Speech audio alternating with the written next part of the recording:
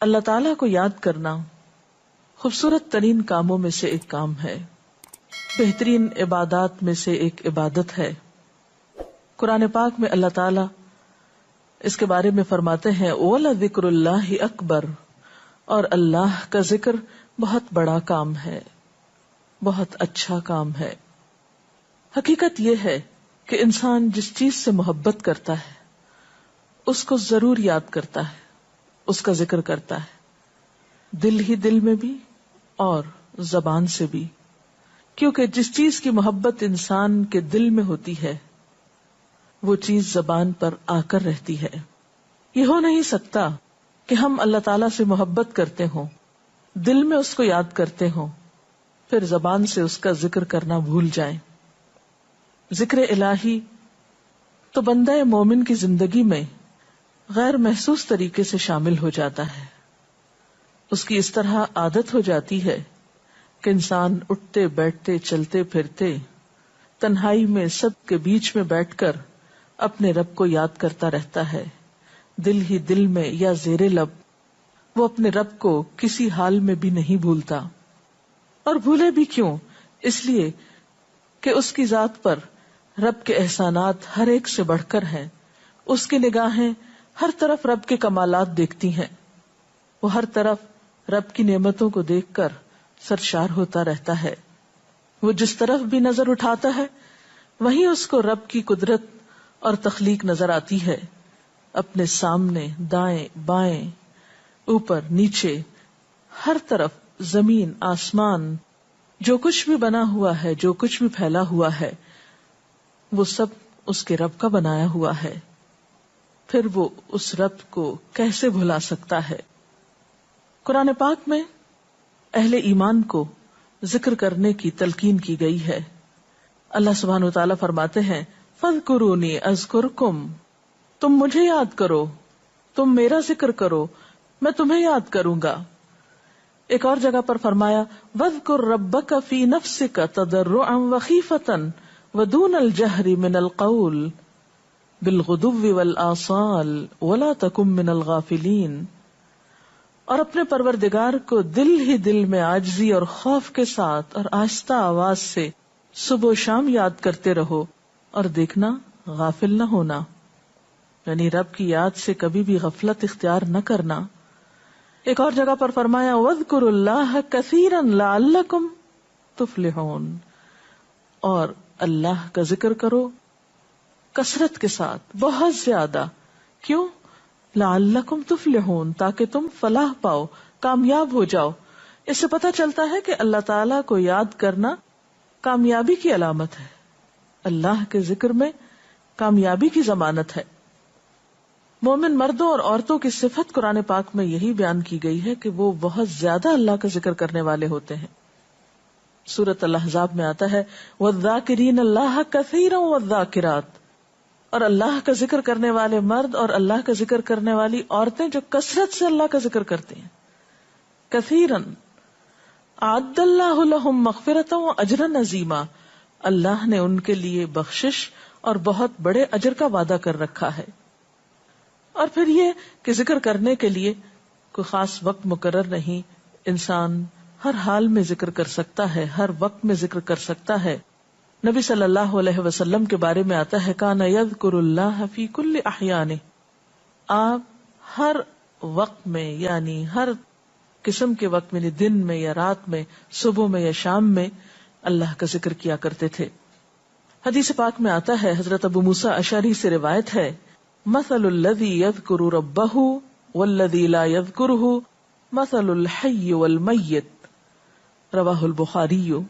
آپ صلی اللہ علیہ وسلم نے فرمایا اس شخص کی مثال جو اپنے رب کا ذکر کرتا ہے زندہ انسان کی طرح ہے، اور اس کی مثال جو اپنے رب کا ذکر نہیں کرتا مردہ شخص کی طرح ہے۔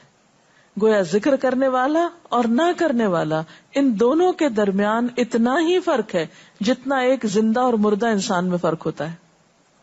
اور یہ فرق کتنا بڑا ہے، یعنی انسان تو وہی ہوتا ہے، لیکن زندہ انسان میں اور مردہ انسان میں زندگی اور موت کا فرق ہے۔ بالکل اسی طرح جو شخص اپنے رب کو یاد کرتا ہے، اس کا ذکر کرتا ہے، اس کے اندر ایک زندگی ہے، اس کے اندر ایک خاص خوشی ہوتی ہے، اطمینان ہوتا ہے. اور وہ جو نہیں کرتا اس کا دل مردہ ہوتا ہے، اس کے اندر زندگی کی کوئی امنگ نہیں ہوتی. ایک اور حدیث میں آتا ہے، نبی صلی اللہ علیہ وسلم نے فرمایا، اللہ تعالیٰ فرماتا ہے میں اپنے بندے کے خیال کے مطابق ہوتا ہوں یا خیال کے ساتھ ہوتا ہوں. جو خیال وہ میرے بارے میں رکھتا ہے میں اسی کے مطابق اس کے ساتھ معاملہ کرتا ہوں، اور میں اس کے ساتھ ہوتا ہوں جب وہ مجھے یاد کرتا ہے. گویا ذکر کرنے والے اللہ کی مدد کے مستحق ہوتے ہیں، یعنی اللہ ایسے بندوں کے ساتھ ہوتا ہے جو ذکر کرتے رہتے ہیں. اگر وہ مجھ کو اپنے دل میں یاد کرتا ہے تو میں بھی اس کو اپنے دل میں یاد کرتا ہوں، اور اگر وہ مجھے کسی جماعت میں بیٹھ کے یعنی کسی گروپ میں یعنی پبلک میں بیٹھ کے یاد کرتا ہے تو میں اس کو اس سے بہتر جماعت میں یاد کرتا ہوں، یعنی فرشتوں کی جماعت میں یاد کرتا ہوں. تو گویا فاذکرونی اذکرکم، تم مجھے یاد رکھو میں تمہیں یاد رکھوں گا. تو جو شخص بھی یہ چاہتا ہو کہ اللہ تعالیٰ اس کو یاد رکھے، اس کی مشکل میں اس کی مدد کرے، تو اس کے لیے کیا ضروری ہے کہ پھر وہ ذکر کرتا رہے. اور ذکر تمام عبادات کو خوبصورت بناتا ہے. مثلا روزہ رکھنا ایک عبادت ہے، لیکن جس روزے میں ذکر الہی ہو اس کا اجر و ثواب کئی گنا بڑھ جائے گا. حج ایک عبادت ہے بذات خود، حج کا سفر ایک عبادت ہے، لیکن اس سفر میں انسان اگر ذکر الہی کرتا رہے تو اسی حج کا ثواب کئی گنا بڑھ جائے گا. اور نماز تو سراسر ہے ہی اللہ کی یاد کا نام. اقم الصلاۃ لذکری، نماز قائم کرو میری یاد کے لیے. اللہ کے ذکر کا بہترین طریقہ ہے. ایک اور موقع پر آپ صلی اللہ علیہ وسلم سے جب یہ پوچھا گیا کہ سب سے اچھی نماز کس کی، سب سے اچھا روزہ کس کا، سب سے اچھا حج کس کا، سب سے اچھا مجاہد کون، تو آپ صلی اللہ علیہ وسلم نے ہر بار یہی جواب دیا کہ جو اپنے ان کاموں میں ذکر الہی کثرت کے ساتھ کرے. اور ذکر کرنے والے ہر میدان میں آگے نکل جاتے ہیں. حدیث پاک میں آتا ہے نبی صلی اللہ علیہ وسلم نے فرمایا مفردون سبقت لے گئے. لوگوں نے پوچھا کہ یہ مفردون کون ہے؟ فرمایا وہ مرد جو کثرت کے ساتھ اللہ کا ذکر کرتے ہیں اور وہ عورتیں جو کثرت کے ساتھ اللہ کو یاد کرتی ہیں. اور یہاں آپ نوٹ کر رہے ہیں خاص طور پر مردوں کے ساتھ ساتھ عورتوں کا ذکر بھی ملتا ہے. حضرت عبداللہ بن بصر فرماتے ہیں کہ ایک شخص نے عرض کیا یا رسول اللہ صلی اللہ علیہ وسلم، بے شک اسلام کے احکام مجھ پر بہت ہیں، یعنی ذمہ داریاں بہت ہیں، کرنے کے کام بہت ہیں. آپ مجھے کوئی ایسی بات بتائیں جسے میں اپنے لیے لازم کر لوں، یعنی میرے لیے آسان ہو اور میں پابندی سے کر سکوں. تو آپ صلی اللہ علیہ وسلم نے فرمایا لا یزال لسانک رطبا من ذکر اللہ، کہ ایک چیز پابندی سے پکڑ لو، اور وہ کیا کہ تیری زبان ہمیشہ اللہ کے ذکر سے تر رہے، ہر دم اللہ کو یاد کرتے رہو. اور یہ حقیقت ہے کہ انسان کوئی بھی کام کر رہا ہو، مثلا خواتین کھانا پکا رہی ہیں، گھر صاف کر رہی ہیں، واک کر رہی ہیں، کوئی بھی کام کر رہی ہیں اس طرح کا، تو اس میں ساتھ ساتھ اللہ کی یاد کرتی رہیں. سبحان اللہ، الحمدللہ، اللہ اکبر، استغفر اللہ، لا الہ الا اللہ، ان اذکار کا ورد کرتے رہیں، تو اس میں کام بھی ہوتا رہے گا اور اس کے ساتھ ساتھ اللہ کی یاد بھی ہوتی رہے گی. خصوصی طور پر 2 کلمات ایسے ہیں جن کے بارے میں بہترین اجر کی خوشخبری سنائی گئی. آپ صلی اللہ علیہ وسلم نے فرمایا کلمتان، 2 کلمات ایسے ہیں خفیفتان علی اللسان، جو زبان پہ بہت ہلکے ہیں، یعنی پڑھنے میں کچھ مشکل نہیں.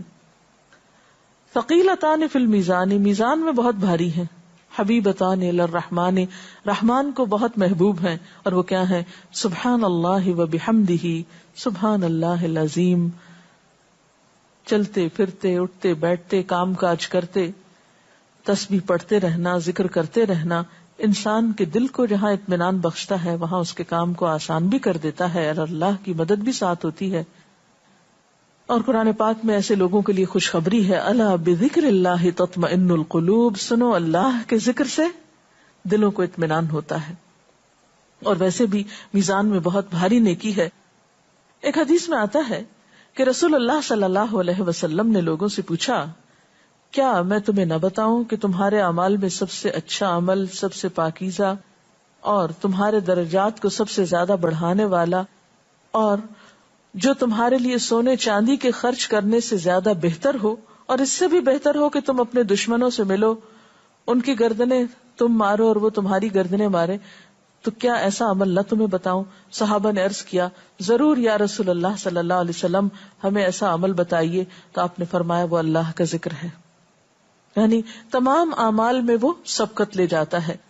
اسی طرح ایک اور حدیث میں ہے، رسول اللہ صلی اللہ علیہ وسلم نے فرمایا کہ جب بھی کچھ لوگ بیٹھتے ہیں اور وہ اللہ کا ذکر کرتے ہیں، یعنی کسی مجلس میں اکٹھے ہو کر بیٹھتے ہیں، تو اللہ کی رحمت ان کو ڈھانپ لیتی، ان پر سکینت نازل ہوتی ہے.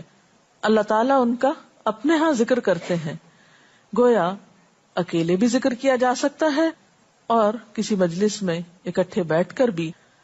پھر اسی طرح صبح و شام بھی، جیسا کہ قرآن پاک میں آتا ہے، وَسَبِّحْ بِحَمْدِ رَبِّكَ قَبْلَ طُلُوعِ الشَّمْسِ وَقَبْلَ غُرُوبِهَا، اپنے رب کی تسبیح بیان کرو سورج نکلنے سے پہلے اور اس کے غروب ہونے سے پہلے.